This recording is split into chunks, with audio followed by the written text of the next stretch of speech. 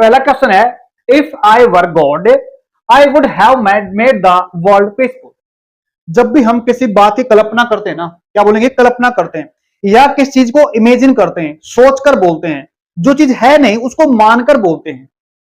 तो उन सेंटेंसों को मैंने पहले करा तो है, लेकिन आज फिर देखो प्रैक्टिस हो जाएगी आपकी। जब हम किस चीज को मान के बोलते हैं ना, एक सेंटेंस पढ़ा कंडीशन के अंदर हमने, अगर पढ़ोगे तो पास हो जाओगे, पढ़ा था ना सेंटेंस हमने, अगर ये काम करेंगे तो ये हो जाएगा। तो शर्त थी वहां पे, एज इट इज शर्त है यहाँ पे, लेकिन यहाँ पे कल्पना वैसे कर रखी है। वहां पे तो कल्पना, क्योंकि वहां पे तो काम करना पड़ेगा, हमारे को पढ़ना पड़ेगा, रिजल्ट बाद में आएगा। और जो काम पहले लिखते हैं, जो काम हम पहले करते हैं, समझो एक बार, मैंने कहा अगर पढ़ोगे तो पास बाद में होगे। पढ़ना कह रहे, पढ़ना क्या होता है, स्टडी होता है, और पास होना कब होगा, बाद में। पढ़ोगे तो पास हो जाओगे। जो काम आपका पहले होता है उसको लिखते हैं वर्ब की फर्स्ट फॉर्म या फिर फिफ्थ फॉर्म के साथ। ये बताया था मैंने आपको, ये तो बता रखा है।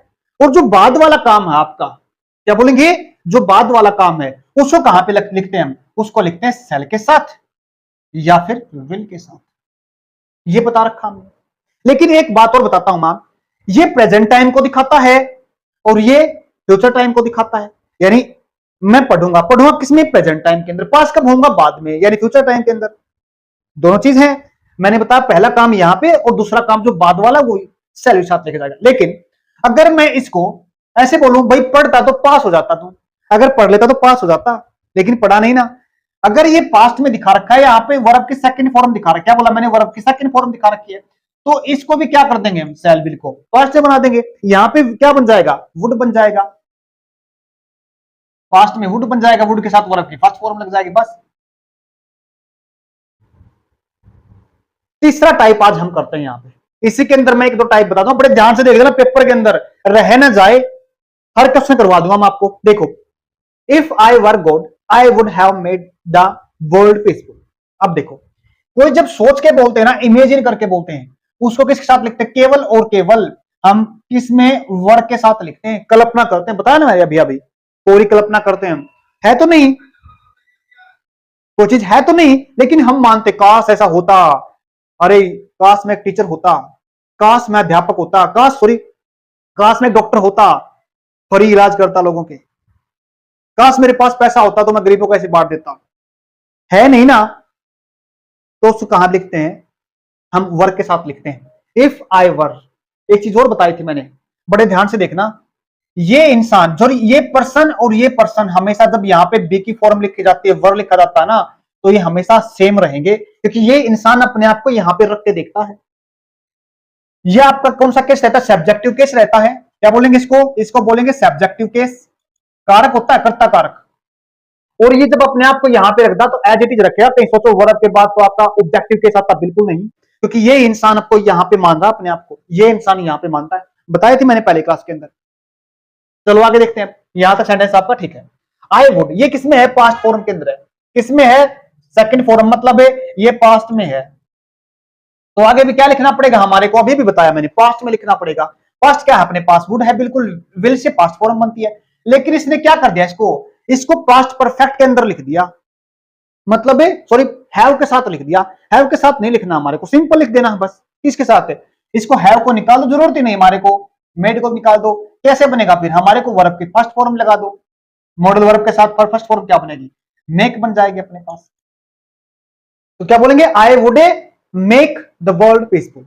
आगे बात समझ में, एक और चीज, अगर यहां पे हमारे पास पास्ट बन जाए सेंटेंस, पास्ट का मतलब यहां पे अगर हैड के साथ वर्ब की थर्ड फॉर्म लिखे ना यहां पे, तो हमने तब बनाना पड़ेगा पास्ट परफेक्ट, सॉरी इसके वुड के साथ हैव मेड तब लिखा जाएगा अपने पास, जब यहां पे इस स्टेटमेंट के अंदर हमारे पास हैड प्लस थर्ड फॉर्म दिखा रखी है।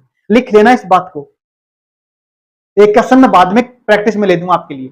देखो अगला क्वेश्चन अपने पास, तो एरर कहां पे अपने पास, बी पार्ट के अंदर, सारी चीजें बता दी मैंने इसके अंदर। आगे देखो, ही बिहेव्स, वह व्यवहार करता है, एज इफ, मानो ही इज द प्रेसिडेंट, वो क्या हो, प्रेसिडेंट हो, राष्ट्रपति हो, ऐसे बिहेव करता है। अब एक बात समझने की बात है, क्या वो प्रेसिडेंट है, नहीं है ना, वो प्रेसिडेंट है ही नहीं, बस बिहेव करता है, यहां भी माना गया है। विश्वास करता है, तो हमने क्या करना पड़ेगा, इस टाइम को यहाँ पे वर्ब की फर्स्ट फॉर्म या वर्ब की फिफ्थ फॉर्म लिखी जाएगी। एज इट इज थोड़ा फर्क है, यहाँ पे अपने पास क्या आ गया, एज इफ आ गया, या यहाँ पे क्या आ सकता है, एज दो भी आ सकता है। तो क्या लिखा हमने, एज इफ लिखा है। तो हम क्या करेंगे, जब कोई चीज मान के बोलते हैं तो किस में लिखेंगे, यहाँ पे लिखेंगे। यहाँ पे हमारे पास प्रेजेंट टाइम नहीं लिखा जाएगा, फिर हम किस में लिखेंगे, यहाँ पे केवल और केवल पास्ट में लिखेंगे। किस में लिखेंगे, पास्ट में लिखेंगे। अगर हमारे पास यहाँ बे की फॉर्म है तो क्या लिखेंगे, यहाँ पे केवल और केवल वर लिखा जाएगा। क्या लिखा जाएगा, केवल और केवल वर लिखा जाएगा। क्या लिखा जाएगा, यहाँ पे वर लिखा जाएगा। उम्मीद करता हूं यहाँ पे समझ में आ गया होगा आपके पास, आपको ये भी चीज। यहाँ पे क्या लिखा पाएगा, एज इफ, या एज दो भी लिख सकते हैं, एज दो भी लिख सकते हैं, जी एच, एज दो। नेक्स्ट देखिए अपने पास क्या कर रहा है, ही ओस्ट, उसने पूछा दैट, ये अपने पास इनडायरेक्ट स्पीच के अंदर आता है। क्या बोलेंगे, इनडायरेक्ट नरेशन के अंदर आता है। नरेशन के भी मैं टाइप करा दूंगा, 10 के टाइप आसपास करा दूंगा, ज्यादा टाइम नहीं लगेगा। उसके अंदर 1 नंबर का आएगा। एक्टिव वॉइस पैसिव वॉइस में से भी आपका सिलेबस है। आगे देखो, ही ओस्क्ड, उसने पूछा that how long you would be absent. बड़े ध्यान सुनना, जब हम पढ़ते ना डायरेक्ट से इनडायरेक्ट बनाते टाइम, तो हम क्या करते हैं, क्वेश्चन में होता है जब हमारे पास सेंटेंस, तो सिंपल में चेंज कर देते। क्या कर देते, सिंपल में। और आमतौर पे हम सेंटेंस सिंपल होता ना तो दैट कंजंक्शन लगा देते हैं, दैट कंजंक्शन लगा। जब सेंटेंस इंटरोगेटिव होता ना तो हम दैट कंजंक्शन नहीं लगाते। फिर देखिए अपने पास क्या है, यहाँ पे दैट कंजंक्शन है, और अपने पास क्या है, क्वेश्चन वर्ड आ गया, हाउ लॉन्ग। यहाँ पे चाहे हाउ लॉन्ग लिख रखा है, या फिर व्हाट लिख रखा है, वेयर लिख रखा है, हाउ लिख रखा है, तो हमें याद रखना वो ही वर्ड जो आपका यहाँ पे लिखा है ना, वो एक कंजंक्शन भी काम कर देगा। जैसे यहाँ पे अगर वहन लिखा होता ना, वहन, तो हमारे को फिर जरूरत ही नहीं पड़ती किसकी लिखने की, दैट की। दैट को यहां से क्या कर दो, हटा दो, दैट लिखा जाएगा यहाँ पे। ये किसका काम, यहाँ पे वहन है, वेहर है, हाउ है, फिर हमारे को जरूरत नहीं पड़ेगी इसको यहाँ पे लिखने की, दैट कंजंक्शन। उम्मीद करता हूं समझ में आ गया होगा। नेक्स्ट क्वेश्चन देखिए, नेक्स्ट काफी इंपॉर्टेंट क्वेश्चन देखो, looking at the disturb condition we had better gone from here. बड़े ध्यान से देखो क्या लिख रखा है। हम इस क्वेश्चन को पढ़ने के बाद looking at the disturb condition, यानी किसको, डिस्टर्ब कंडीशन को देखते हुए we had better gone from. देखो बड़े ध्यान समझना, ये अपने पास क्या है, हैड है, उसके ठीक बाद में क्या लगा रखा है, बेटर है, हैड बेटर।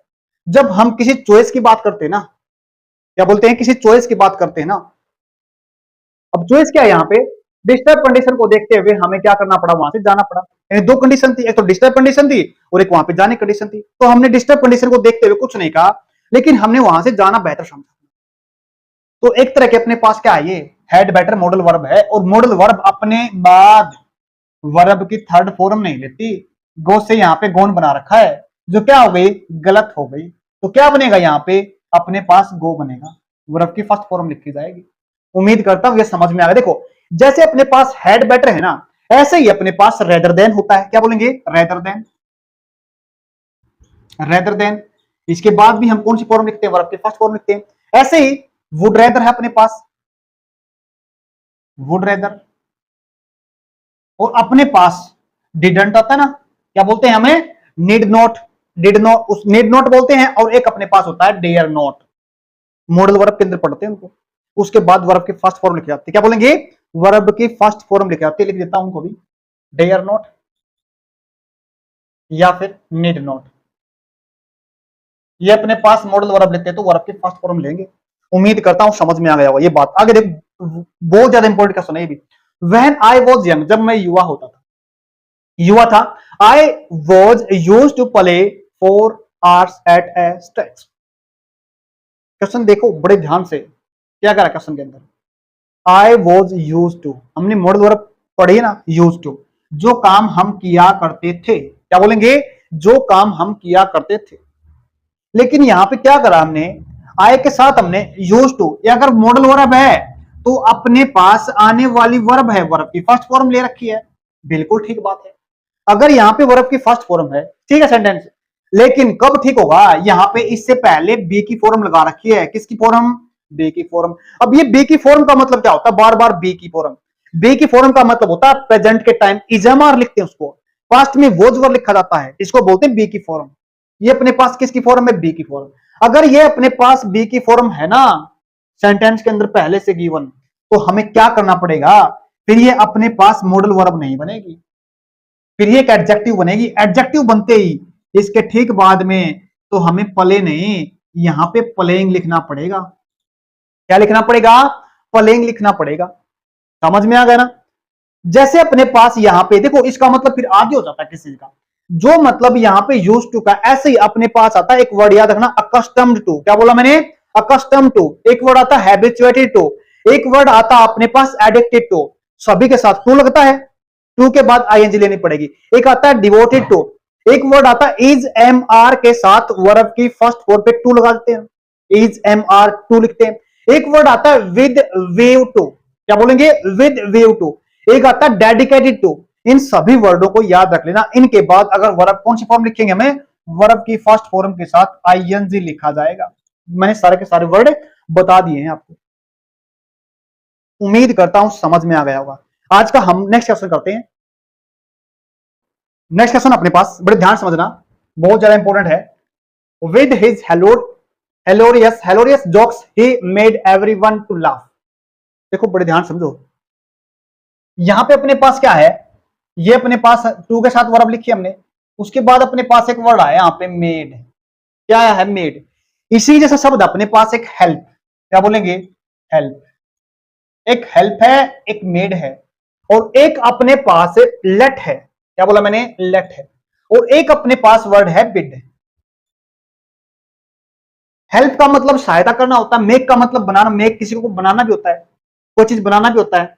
और जैसे यहां पे क्या है, इसका मतलब यहां पे किसी को खुश करना हो गया, make, help, let, bid. Let का मतलब सहयोग मांगना, let let let. Bid bid bid, बोली लगाना होता है, इसका मतलब बोली लगाना। हेल्प हेल्प हेल्प पता आपको। लेकिन एक वर्ड और बताता हूं आपको इसका, बिड बैड, बिडन। इसका मतलब क्या होता है, स्पेलिंग यहां पे देखो, बिड बिड बिड, अगर तीनों फॉर्म में जैसे हैं तो इसका मतलब बोली लगाना हो गया। अगर यहां पे अपने पास बिड बैड बिडन बनता ना, तो इसका मतलब यहां बनता किसी से रिक्वेस्ट करना। क्या बोलेंगे, किसी से रिक्वेस्ट करना होता है इसका मतलब यहां पे।